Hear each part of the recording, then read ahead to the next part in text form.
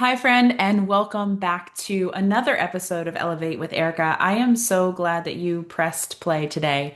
And if you've been feeling a little heavy with everything going on in the world, or maybe just in your own world, I want this to feel different. I want this space, this time that we're going to spend together today to feel like a deep breath, like a reset, like a rest for your soul, and a reminder that light still exists and that you get to play a part in it. Now, don't get me wrong, I'm not just here to give you some kind of fluffy, feel good pep talk that I think some of us think of when we hear protecting your peace. Like that's all over social media, right? We are going to get practical today too, because protecting your peace isn't selfish. It's necessary if you want to show up for the people that you love and bring light to your corner of the world. And maybe as you listen, someone's going to come to mind who could use this reminder too. We all know a lot of people carrying heavy things right now, right? And we all handle grief differently. And we've all been dealt a heavy plate this last couple weeks, right? So I encourage you to pass this on because peace is contagious. So last week, I'll be real with you, I got sucked in. Everywhere I turned, there were opinions and outrage and hot takes and new clips and endless comment sections, right? And I thought, I need to know it all. Like, I need to hear it all to stay informed.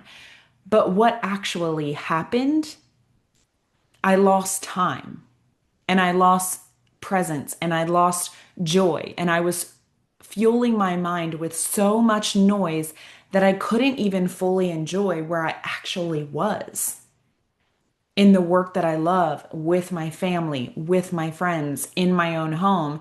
And it hit me, how many hours did I spend last week reacting instead of living? Too many. Maybe you felt that too. And if so, I want you to share this with a friend and let them know that they're not the only one. So, here's something practical that I want you to try for just, if 3 days sounds like too much, even just one day, okay? I want you to keep a little notebook with you and every hour jot down what you did in the last hour. Nothing fancy, just write it down. I've actually shared this tactic here before, but in a different sense. And this time I want you to do it because I feel like we all probably lost a lot of time together this past week, right? So nothing fancy, just write it down. Like every hour, grab the note, maybe set an alarm on your phone. You're gonna jot down what you did in the last hour. And then I just want you to look back and ask, did this serve me? Did it bring me closer to who I want to be? Did it serve the people that I love? Did it support the energy in which I want to show up with for the people around me? Or did it steal my time and energy? Sometimes that awareness, that simple awareness that comes with this practice, is the first step.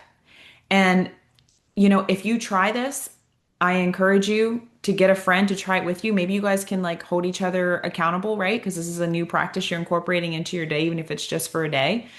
I want you to hold each other accountable and compare notes, and you'll be surprised what comes up. Maybe do this with your husband for a day. Because here's the truth, you don't need to be plugged into social media, to every social media platform, every news story, every comment section. You don't need to be plugged into all of your friends' opinions that are in your feed, right? To know what's going on in the world.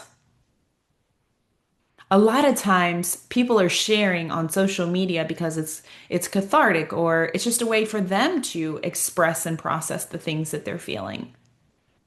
And it doesn't make us a bad friend to not know every single person's opinions and feelings right now. We all have our own that we're dealing with too, right?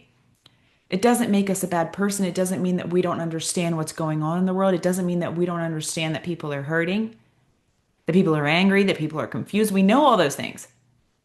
In fact, I think it does the opposite. The more we consume, the less peace we all have. Guarding your mind is guarding your heart.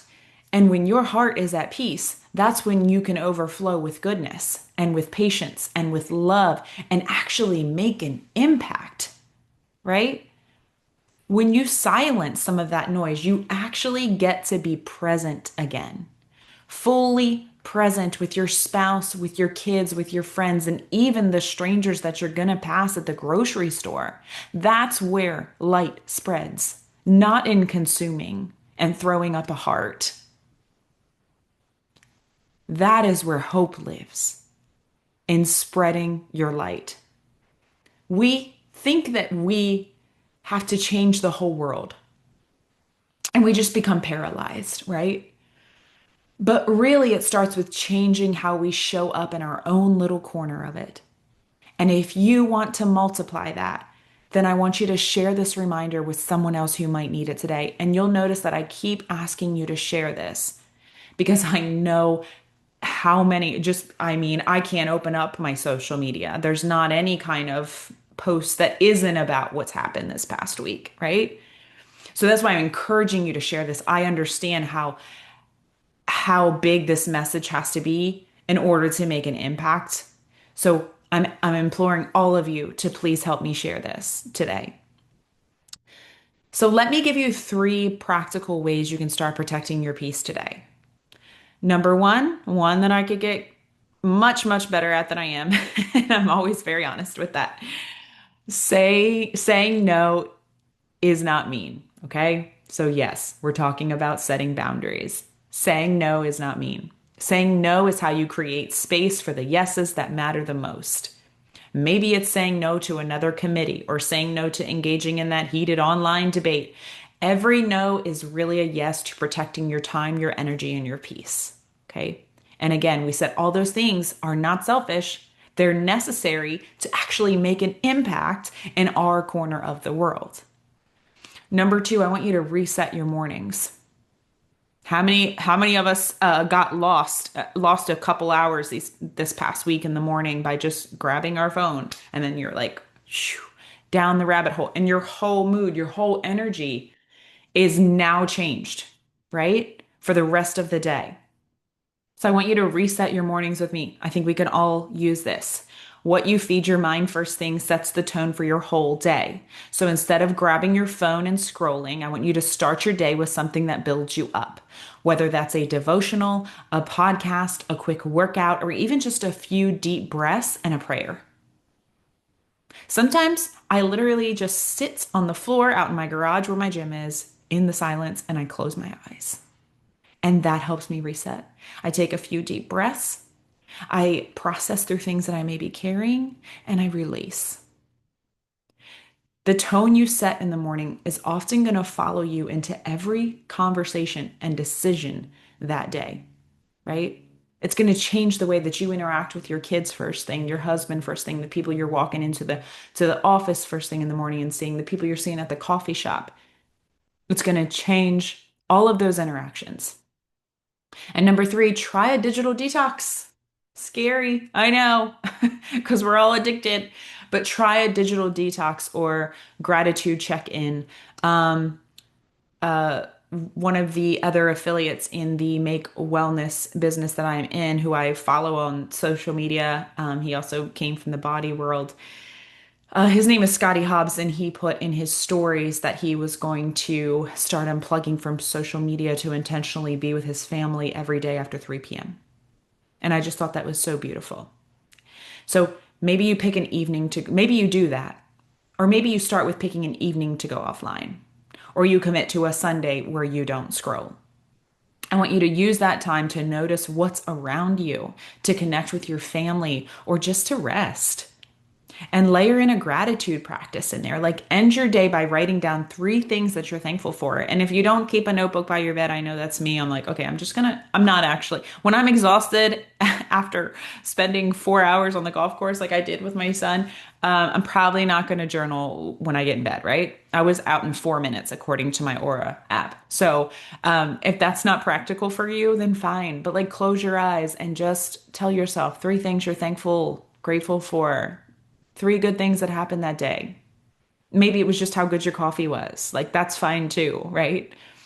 Gratitude shifts your perspective and helps you protect peace by focusing on what's good instead of what's missing or what's wrong, right? Because while you're sitting there saying, okay, well, I'm grateful for how good my coffee was, or like, that peach that I had at lunch was super yummy, and you're like, this is ridiculous. This is all I can think of. You know what? It's not ridiculous because what would you be doing in place of that? You would be running through your to-do list, everything you didn't check off that day, or you would be running through a conversation that you had that you wish you had done differently, right?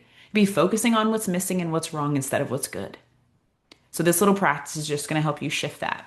And again, these practices are even more powerful when you share them with others. So imagine if every household started setting boundaries, resetting mornings, and practicing gratitude. Those three things, what a ripple effect that could create because everyone's impacting their little corner of the world, which then becomes our world, right? Now, here's the thing, your peace doesn't just affect you. That's why protecting your peace is not selfish, right? It ripples out into every environment that you step into. So let me give you some examples here because I love real life examples. So when a parent protects their peace, that whole home feels it, right? The kids notice. It changes their upbringing, it changes their childhood. They absorb the energy of a calm mom or a calm dad more than words can ever say. When a leader protects their peace, their team feels safe and focused and inspired, and they know they can follow your lead because you're not leading out of chaos. And when a friend protects their peace, they become the kind of friend who listens well, who encourages deeply, and reminds others of hope when life feels dark.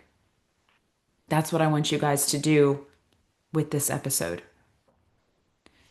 Do you see the power in that? Protecting your peace isn't about isolation, it's about multiplication. Your peace multiplies into your home and your work and your friendships, and that's how real change begins, one corner of the world at a time. And maybe today that starts by sharing this message with someone who could use it too, because you love them enough to share it. So today, I want you to feel lighter. I want you to walk away from this episode with a deep breath in your lungs, your shoulders relaxed, your heart refocused. You don't have to carry the weight of the world. You just have to show up for your part of it with light, with hope, and with goodness. That's how the ripple effect starts. So protect your peace. It's not just something people are throwing around on social media these days. It really matters right now. And I know that you know exactly why I feel that. Watch what you consume. Take inventory of your time. Practice those little boundaries. Reset your mornings. Unplug once in a while. You're not missing anything. You're really not missing anything. And lean into gratitude and then pour that peace into the people who matter most to you. That's how we make a real difference. One heart, one home, one conversation at a time. Thank you so much for spending time with me today. If this episode gave you even a little breath of fresh air, would you share it with someone that you love? Because we could all use a reminder to protect our peace right now. Until next episode, friends, I want you to keep seeking goodness, keep shining your light, and keep elevating your life.